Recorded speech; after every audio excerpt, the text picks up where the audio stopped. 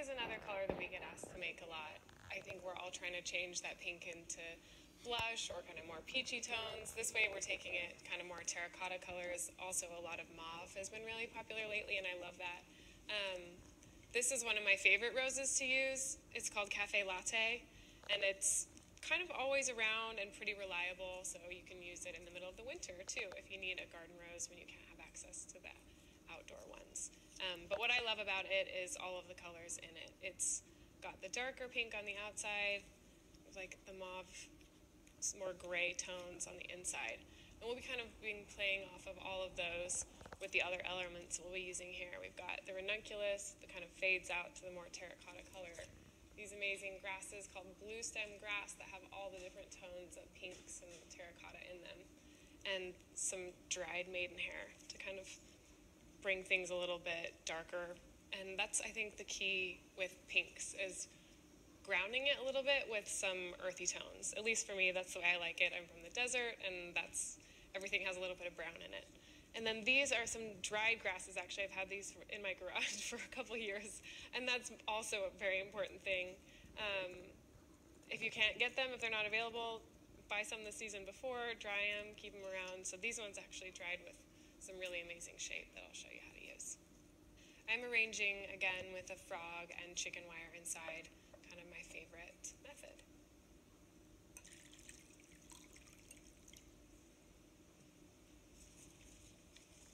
So I think with this one I'll start with the focal flowers, which is like my biggest flower of skill here, which is the Cafe Latte. I'm going to layer them in kind of low, and my thoughts for this arrangement are that it will have the roses really low and then have all these lighter flowers kind of floating above it. And I think I'm going to start down here so I make sure it feels grounded.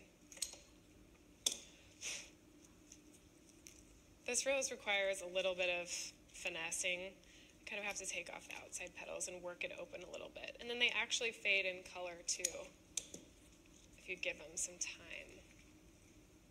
But one thing I like about it is that it's always open. It's not like a lot of other roses that you have to wait for. It's kind of just always this open. The petals aren't as tight together as some are when they first get to you. Because I'm using grasses and ranunculus, all which have, like, to me, a very directional movement, I'm going to, I think, manipulate everything so that it has a very specific flow moving down the table, and that will kind of create some energy that moves from one side to the other.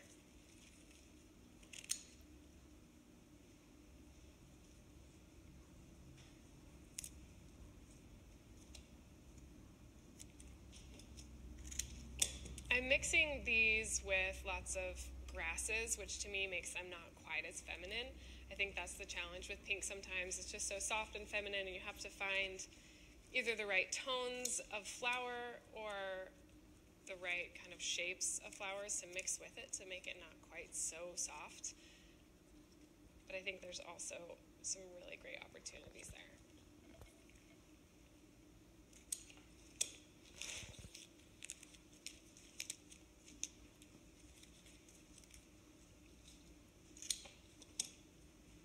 So I'm clustering my focal flowers. Again, thinking about things being simple and having a very obvious kind of point, jumping off point for your eye. I'm going to keep a solid cluster of roses, and then I think I'll have the grasses and ranunculus kind of move up and dance off to one side.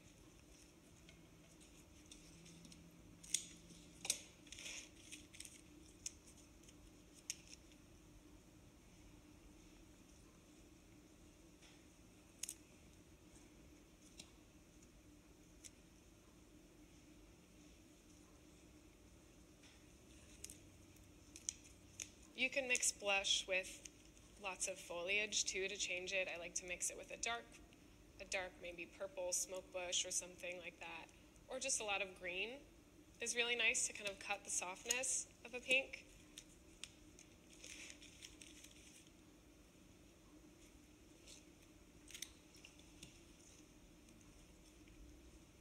I think the key with any pink though is to build off of a base color.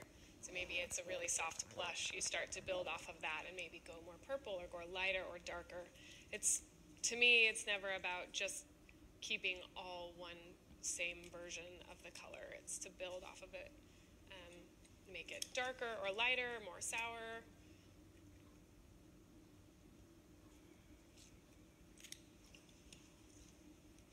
With this tablescape, we're going to create a pretty monochromatic tabletop. And I think the flowers will be the most colorful part. Depending on what you're trying to achieve, you could go, whichever direction it feels right to go with. With this one, I'm going to keep the coloring subtle, but keeping in mind that that's the most colorful part of the table. Everything else will be really tonal.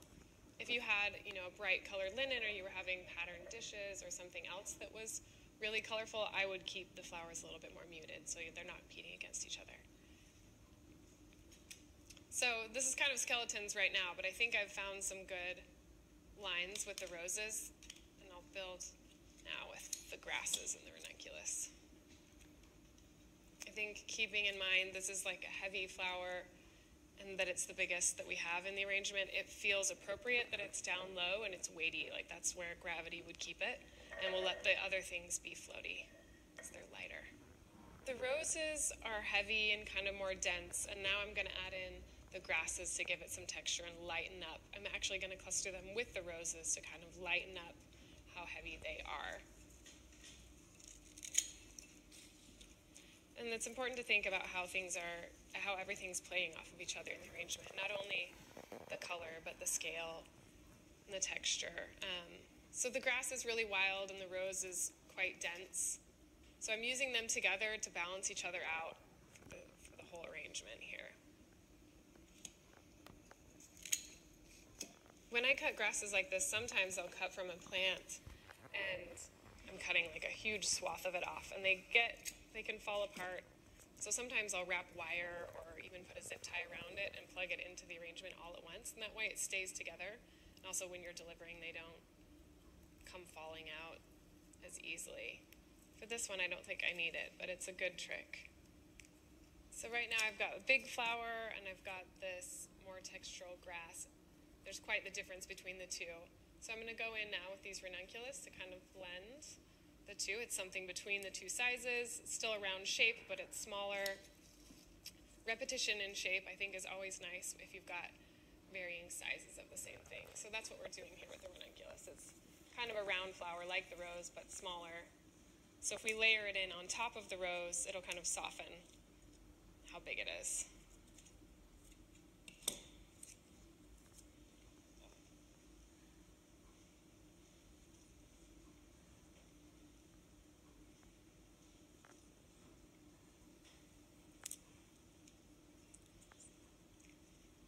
So pink is one of those colors you'll get asked to do all year round, and I think you can take cues from the environment or that particular client's wishes and change the pink according to what they want.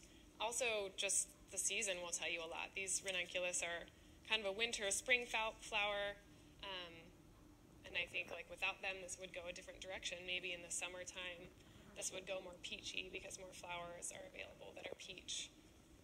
Or if you want it to go darker and more moody just because of the venue, or the bride's wearing a dark dress or something, then you bring in the darker foliage. It just depends on the mood that you want it to take. I tend to really love this kind of terracotta or like sandstone color palette. I think that's because I live in a desert and that's what's around me. So I'm layering in the ranunculus next to the roses. And I'm going to try to keep them kind of on one side. Again, more simple, thinking about the arrangement in relation to the entire table.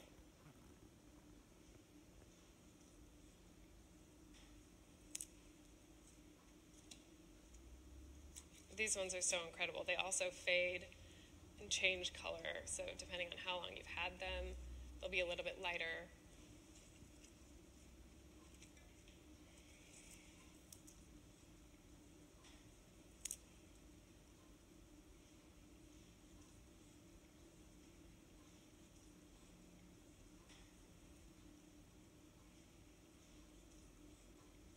So while this arrangement still has a pretty complex shape, I'm I'm just limiting myself to a few elements again so we can kind of make impact with more of the same thing rather than lots of different variety.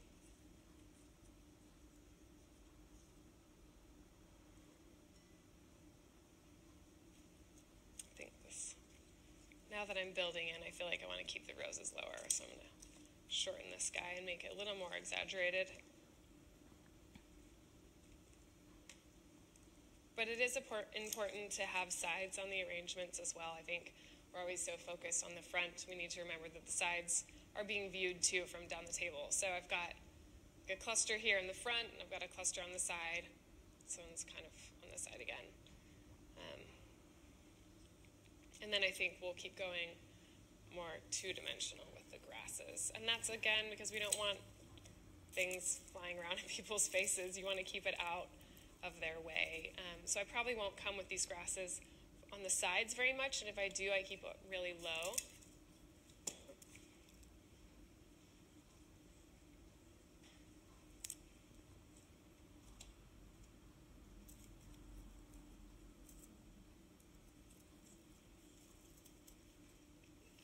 I think with these, I like to use them all together, and they can create much bigger of a visual impact there. So we'll have probably them just flipping up that way, and then maybe coming down on that side.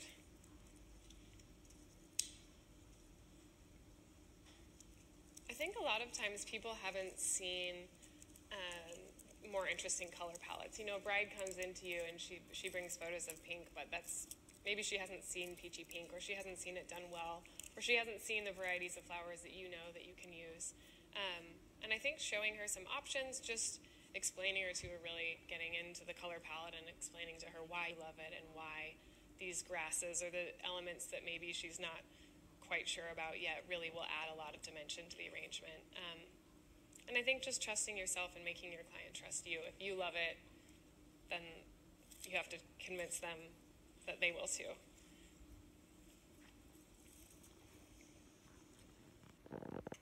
So right now I'm looking at the outside shape, all of the outer edges of my arrangement. That's like where the texture, like the more textural elements can really shine.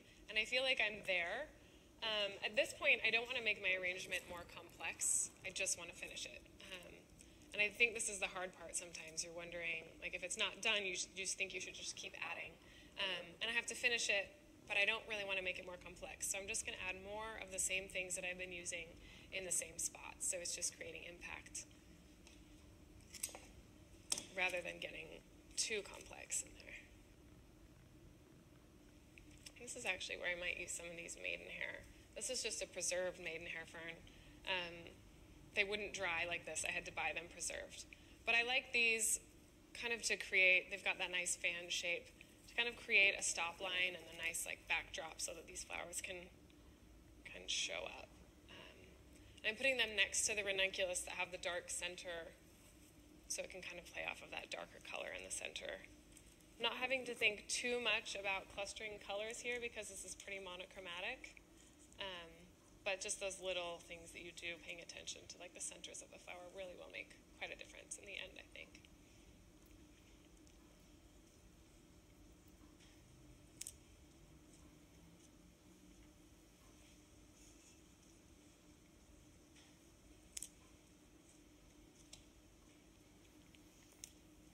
With an arrangement like this, it is harder, I think, to restrict yourself and not just fill it with greens. I don't think the color green would complement this arrangement or really make that kind of brown undertone that I'm wanting to come up.